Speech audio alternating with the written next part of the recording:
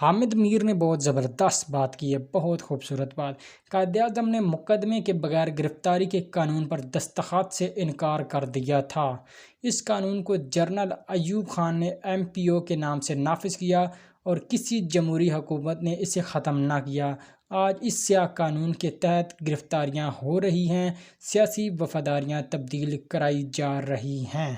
جو ہم پہ گزرے تھے رنج سارے، جو خود پہ گزرے تو لوگ سمجھے۔ السلام علیکم۔ جو کچھ پاکستان میں ہو رہا ہے سب کچھ غلط ہو رہا ہے، لیکن یہ مکافات عمل ہے۔ انہوں نے ٹینکوں کے آگے لیٹنا تھا، لیکن یہ تو جیل میں ایک دن بھی نہیں لیٹ سکے۔ تو چلتے ہیں ٹویٹر کی جنگ کی طرف۔ سب سے پہلے عمران خان۔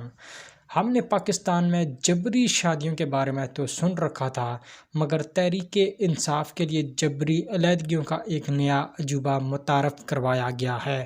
میں تو اس بات پر بھی حیران ہوں کہ اس ملک سے انسانی حقوق کی تنظیمیں کہاں غائب ہو گئی ہیں۔ یہ آپ کے دور میں بھی غائب ہوئی تھیں۔ نواز شریف بھی خاموش نہیں رہ سکے۔ عدلیہ نے نظریہ ضرورت ایجاد کیا، ڈکٹیٹروں کو خوش آمدید کہا، آمریت کو قانونی جواز فراہم کیا، لاڈلے کو صادق و امین کا سرٹیفکیٹ دیا، جبکہ منتخب وزیر اعظموں کو پھانسی دی، جھوٹے مقدموں میں جیلوں میں ڈالا، بیٹے سے تنخواہ نہ لینے پر تاحیات نااہل کیا اور اب بینچ فکسنگ کر کے آئین کو ری رائٹ کیا۔ یہ بدقسمتی ہے کہ ہمارا نظام انصاف دنیا میں 140ویں میں سے 129 نمبر پر ہے، مگر ہمارے چند معزز عزت مآب جج صاحبان بضد ہیں کہ ہم نے ہر صورت 140ویں نمبر پر ہی پہنچنا ہے۔ My earlier statement where I condemned my incident, I have decided to take a break from politics. Therefore, I have resigned from party position and parting ways from Imran Khan. Imran Khan سے انہوں نے راہیں جدا کر لی ہیں۔ تو اس کے جواب میں ہبہ فواد چودھری کی وائف فرماتی ہیں، آخرکار سفر کو اختتام پہنچا۔ TLP والے بھی اپنا غصہ خوب نکال رہے ہیں۔ ڈبو جی، تم نے علماء پر ظلم کیا، سائنس کو اسلام سے افضل ثابت کرنے کی کوشش کی، اللہ کے قانون کے خلاف جنگ کرنا چاہی۔ تم اقتدار میں آ کر یہ بھول چکے تھے کہ ہر فرعون کا بھی ایک وقت ہوتا ہے، وہ بھی ختم ہونے کے بعد فرعون بھی ختم ہو جاتا ہے۔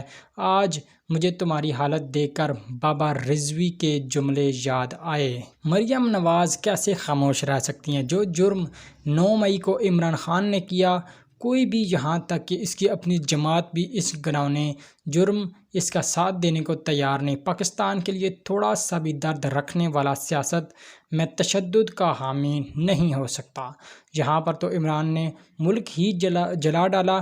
کوئی ذی شعور پاکستان فوجی تنصیبات پر، سرکاری ریاستی اور سیکیورٹی عمارتوں پر حملہ کرنے، ان میں توڑ پھوڑ کرنے اور ان کے جلانے کی حمایت نہیں کر سکتا۔ یہ کام یا TTP نے کیا ہے یا PTI نے۔ یاد رکھیں، سیاست اور سیاسی تقسیم بعد میں، پاکستان پہلے۔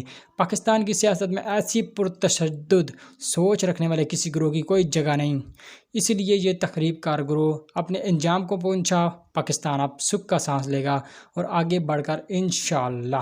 حامد میر نے بہت زبردست بات کی ہے، بہت خوبصورت بات۔ قائد-اعظم نے مقدمے کے بغیر گرفتاری کے قانون پر دستخط سے انکار کر دیا تھا۔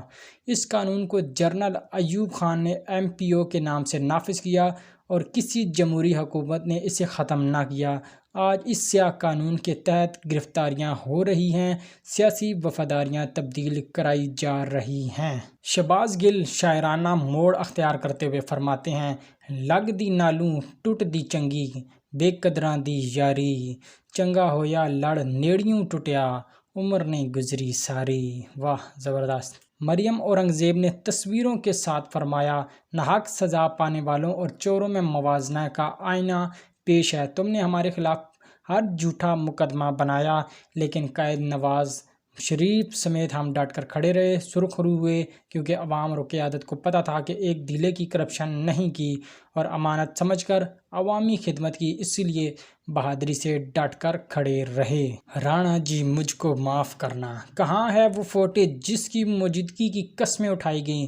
جھوٹے مقدمات تو ہم نے برداشت کیے، فراڈ مقدمے میں تقریباً 174 دن بے گناہ سزائے موت کی چکی میں مجھے رکھا گیا، لیکن ہم نے مسلم لیگ نون کی قیادت اور دیگر اپوزیشن نے جبر کا مقابلہ بہادری کے ساتھ کیا۔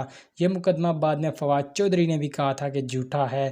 جو ہم پہ گزرے تھے رنج سارے، جو خود پہ گزرے تو لوگ سمجھے۔ تو فنی پوسٹ کے ساتھ اس ویڈیو کا اختتام کریں گے۔ ہنستے رہیں، مسکراتے رہیں۔